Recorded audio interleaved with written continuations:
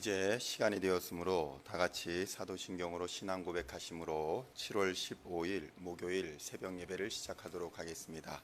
다 함께 사도신경으로 신앙 고백하시겠습니다.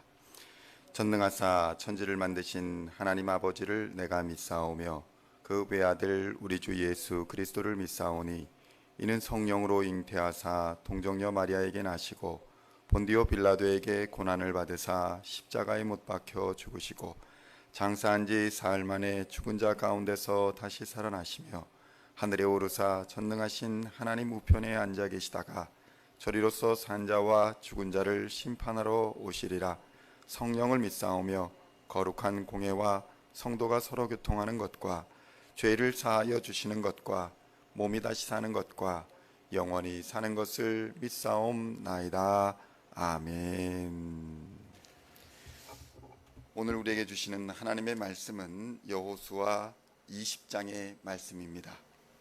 여호수아 20장 1절로 9절까지의 말씀 찾으셨으면 함께 한 목소리로 봉독하도록 하겠습니다.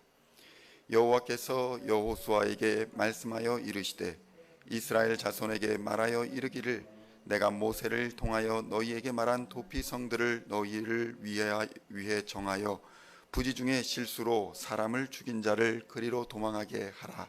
이는 너희를 위해 피의 보복자를 피할 곳이니라.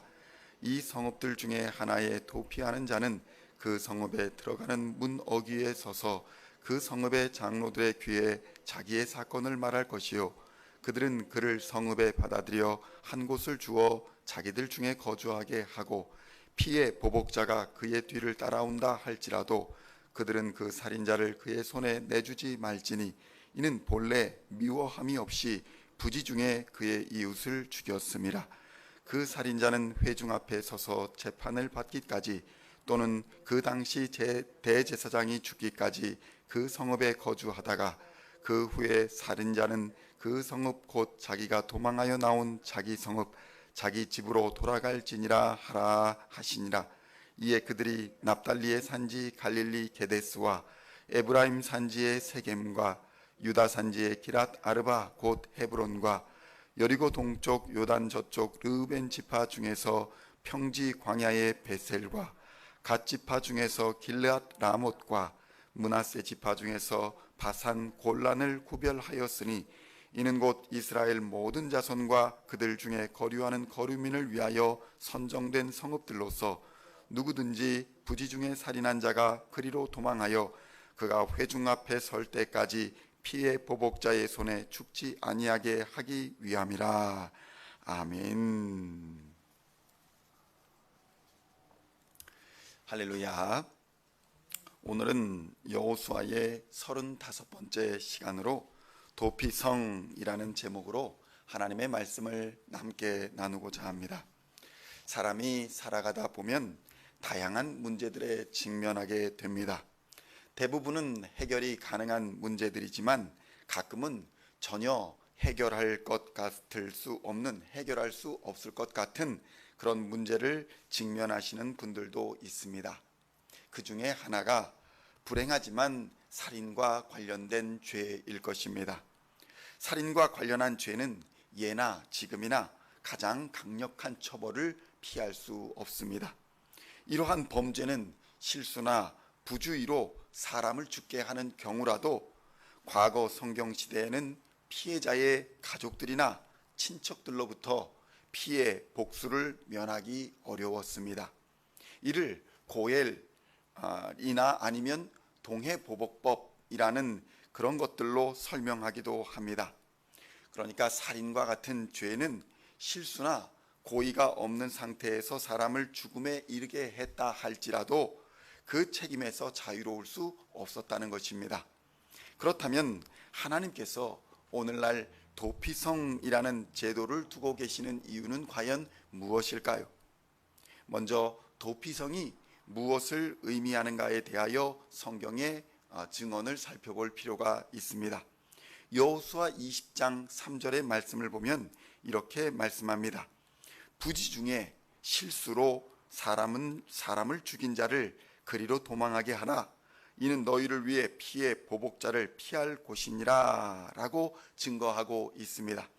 그러니까 도피성 제도는 이스라엘이 가나안 땅을 정복하고 그 땅을 각 지파별로 분배한 이후에 이제 가나안 땅에 이제 어떠한 사회를 만들어 가야 할 것인가에 대한 하나님의 구상을 보여주는 제도다라고 할 수 있을 것입니다.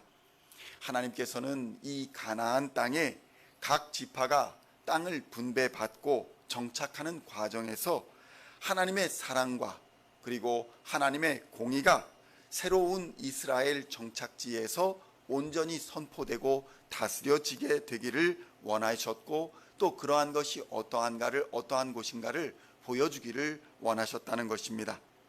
성도 여러분, 하나님의 율법에는 당한 만큼만 갚아주어라 라는 동해보복법이라는 것이 있습니다.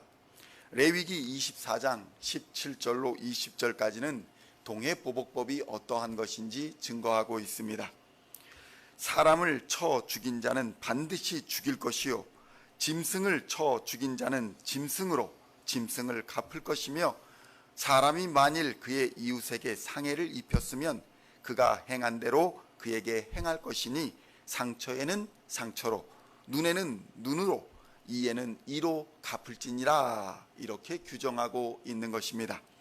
우리가 이 율법을 해석할 때에 주의할 것은 이 율법은 보복하라, 복수하라 여기에 강조점이 있는 것이 아니라 눈에는 눈만큼만, 이에는 이만큼만 갚으라라는 제한의 강조점이 있다는 것을 우리는 주목하여야 합니다. 그러면 왜 이런 법이 생기게 되었을까요? 이것은 사람들의 악한 본성과 관련이 있습니다.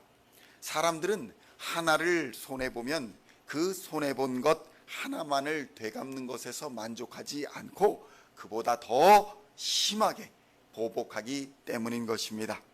그래서 이 법은 보복하는데 그 목적이 있는 것이 아니라 우리의 죄가 얼마나 크고 무서운 결과를 가져오게 되는가를 깨닫고 그러한 죄를 다시는 범하지 말라고 경고하시기 위하여 이러한 법을 우리에게 주셨다는 것을 우리는 깨달아야 하는 것입니다. 그래서 예수님께서는 또 눈에는 눈으로 이는 이로 갚으라 하였다는 것을 너희가 들었으나 나는 너희에게 이르노니 악한 자를 대적하지 말라. 누구든지 내 오른편 뺨을 치거든 왼편도 돌려대며. 성도 여러분, 결국 예수님은 하나님의 법의 목적은 보복이 아닌 사랑에 있다라는 것을 우리에게 가르쳐 주고 계시는 것입니다. 성도 여러분, 그런데 요즘도 회교권이나 힌두교권에서 보면 명예살인이나 이런 것들이라고 칭하면서 법적 제재를 별도로 받지 않고 사람을 죽이는 것을 당연시하는 것이 뉴스로 보도가 되는 때가 있습니다. 피해를 입은 가족 중에 한 사람이 끝까지 범인을 추적하여 가해자에게 보복을 해야 하는 것인데 오히려 친족의 명예, 가족의 명예를 더럽혔다고 피해자를 죽이는 반인륜적인 범죄를 당연시하는 그러한 악함을 우리가 목격하기도 하는 것입니다. 도피성은 따라서 이러한 동해보복법이 악하게 이용될 수 있는 이러한 현실적인 한계를 보완하시고 우리에게 은혜를 베푸사 정당한 재판을 받고 이제는 복수의 연결고리를 끊어서 생명으로 인도해 주시고자 하는 하나님의 사랑을 보여주는 제도라 할 것입니다. 도피성을 좀 더 자세히 살펴보면 이렇습니다. 고의가 아닌 살인을 한 사람이 도피성에 머물 수 있도록 이 도피성에서 받아들여지게 되면 이 도피자는 모든 필요를 그곳에서 공급을 받게 되는 것이고 또 정당한 재판을 그곳에서 받을 수 있었습니다. 그 재판의 자리에는 그 성의 주민들과 피해자의 관계자들, 그러니까 살인당한 가족들까지도 참석할 수 있었습니다.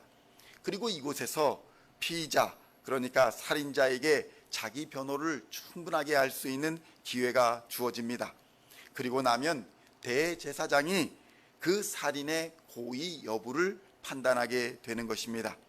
대제사장에 의해서 이것이 우발적인 살인이었다라고 밝혀지게 되면 그 성에 그대로 머물 수 있게 되고, 그 사람은 그 당시 대제사장이 죽었을 때입니다. 그러니까 하나님께서는 살인자의 그 생명과 당시 그 대제사장의 생명을 연결시키셔서 그 당시 그 대제사장이 죽으면 그 살인자가 죽은 것과 같다라는 것으로 인정해 주었던 것입니다. 이는 대제사장의 죽음으로 무죄 판결을 받는 것과 같은 효력을 갖게 되어서 그는 다시 세상으로 복귀하여 자유로운 삶을 살아갈 수 있었던 것입니다.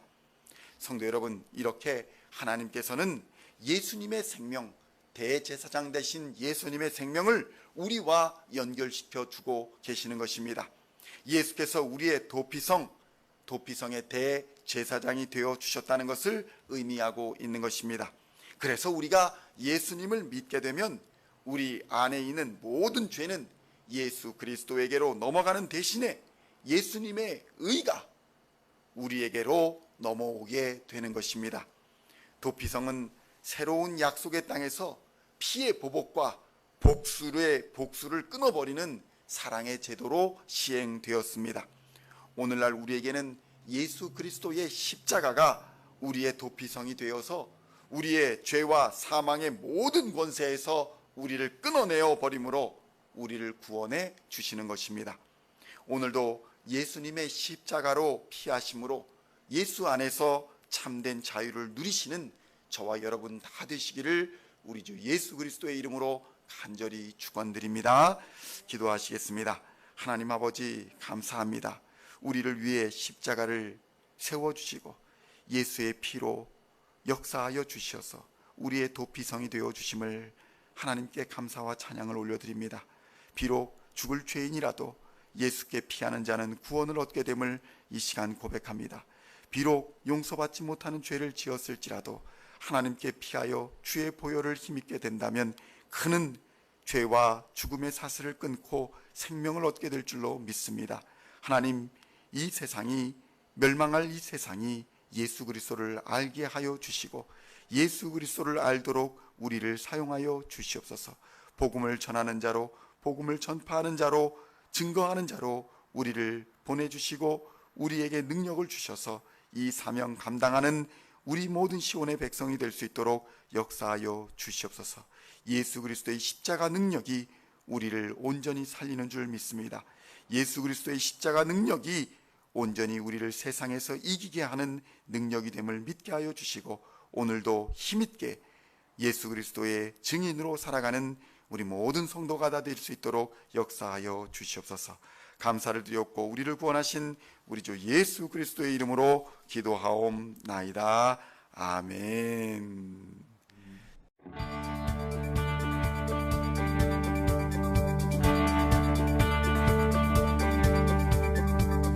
Singing songs of thy praise, we are coming to you, dancing before